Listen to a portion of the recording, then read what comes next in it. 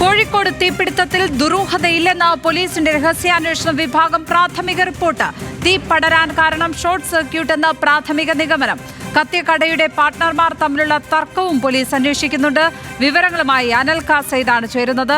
അനൽക, രാവിലെ തന്നെ മന്ത്രി അടക്കമുള്ളവർ ഈ കാര്യത്തിൽ എന്തെങ്കിലും തരത്തിൽ ഇടപെടലുകൾ, മനഃപൂർവമായ എന്തെങ്കിലും കാര്യങ്ങൾ ഉണ്ടായിട്ടുണ്ടോ, ബോധപൂർവമായ കാര്യങ്ങൾ ഉണ്ടായിട്ടുണ്ടോ എന്ന കാര്യം പരിശോധിക്കും എന്ന് പറഞ്ഞിരുന്നു. എന്നാൽ പ്രാഥമികമായ റിപ്പോർട്ടിന്റെ അടിസ്ഥാനത്തിൽ അങ്ങനെ ഒരു കാര്യം ഇല്ല എന്നുള്ളതാണ്, ദുരൂഹതകളില്ല എന്നാണ് വ്യക്തമാകുന്നത്. ഇപ്പോൾ എന്താണ് കാരണമായി പറയുന്നത് പ്രാഥമികമായ റിപ്പോർട്ടിൽ തീപിടുത്തത്തിന് കാരണമായി?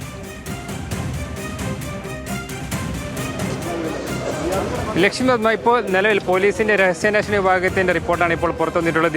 ഇതിൽ ദുരൂഹതയില്ലെന്നാണ് ഈ പോലീസിന്റെ രഹസ്യാന്വേഷണ വിഭാഗം പറഞ്ഞിട്ടുള്ളത്. അതായത് ഈ തീപിടുത്തം ഉണ്ടാകാനുള്ള പ്രാഥമികമായിട്ടുള്ള കാരണം വൈദ്യുതി ഷോർട്ട് സർക്യൂട്ട് ആണെന്ന കാര്യമാണ് പോലീസ് പറഞ്ഞിട്ടുള്ളത്. ഇതുമായി ബന്ധപ്പെട്ട് കത്തിയ കടയുടെ പാർട്ട്ണർമാർ തമ്മിൽ ചെറിയ രീതിയിലുള്ള ഒരു തർക്കം നിലനിന്നിരുന്നു. ഇതും ഈ അന്വേഷണത്തിന്റെ പരിധിയിലുണ്ടെന്ന കാര്യം പറയുന്നു. അതോടൊപ്പം തന്നെ ഈ തീപിടുത്തമുണ്ടായ കാലിക്കറ്റ് ടെക്സ്റ്റൈൽസിന്റെ പങ്കാളി, അതായത് ഒരു പങ്കാളിയായിട്ടുള്ള മുകുന്ദന് ഒരു മാസം മുമ്പ് ഇത്തരത്തിൽ കുത്തേൽക്കുകയും ചെയ്തിരുന്നു. ഇതും പോലീസ് പരിശോധിക്കുന്നുണ്ട്.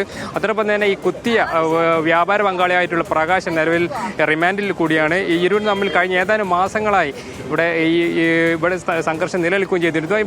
ഇതുമായി ബന്ധപ്പെട്ടുണ്ടായിട്ടുള്ള എല്ലാ പ്രശ്നങ്ങളും പോലീസ് പരിശോധിച്ചു വരികയാണ്. ഇതിനിടയിലാണ് ഇത്തരത്തിൽ പോലീസിന്റെ രഹസ്യാന്വേഷണ വിഭാഗത്തിന്റെ റിപ്പോർട്ട് ഇപ്പോൾ പുറത്തു വന്നിരിക്കുന്നത്. ഏതായാലും ഇതുമായി ബന്ധപ്പെട്ട് നിലവിൽ കാലിക്കറ്റ് ടെക്സ്റ്റൈൽസിൽ ഇതുമായി ബന്ധപ്പെട്ട് പോലീസിന്റെയും ഡോഗ് സ്ക്വാഡിന്റെയും അതോടൊപ്പം തന്നെ ഇലക്ട്രിക്കൽ ഇൻസ്പെക്ടറേറ്റിന്റെയും പരിശോധന സംയുക്തമായി നടന്നുകൊണ്ടിരിക്കുകയാണ്.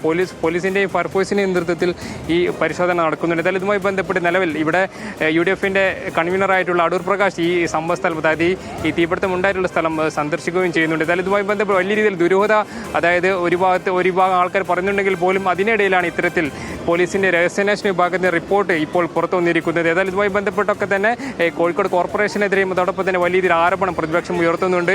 ഈ തീപിടുത്തം ഉണ്ടാകാൻ അല്ലെങ്കിൽ ഇത്തരത്തിൽ കോർപ്പറേഷൻ ശ്രദ്ധ പുലർത്തിയിട്ടില്ല. അതോടൊപ്പം തന്നെ കെട്ടിട നിർമ്മാണത്തിലടക്കം അത്തരത്തിൽ ജാഗ്രത പുലർത്തിയിട്ടില്ലെന്ന കാര്യങ്ങളൊക്കെ തന്നെ പ്രതിപക്ഷം അല്ലെങ്കിൽ ആ രീതിയിൽ ചൂണ്ടിക്കാണിക്കുകയും ചെയ്തിട്ടുണ്ട്. നമുക്ക് ദൃശ്യങ്ങൾ വിവരങ്ങൾ പങ്കുവച്ചത്.